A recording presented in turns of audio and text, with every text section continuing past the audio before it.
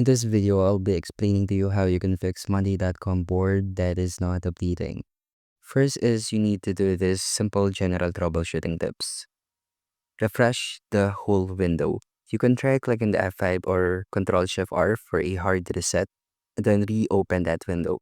And then you will now see the board that is already updated. Another tip is to clear the cache. Head to the settings of your browser and then find the clear data option. Inside that interface, you will see the clear cache or the clear cookies. So this is often the quickest fix for local data issues. Another tip is to update the application or make sure that you are using the right link. If you use the desktop app, you can uninstall and reinstall it to ensure that you have the latest version.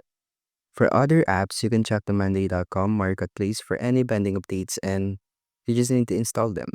And lastly is to disable any browser extensions.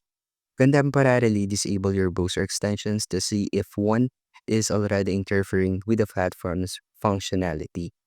And that's how you can fix Monday.com board that is not updating, and thank you for listening.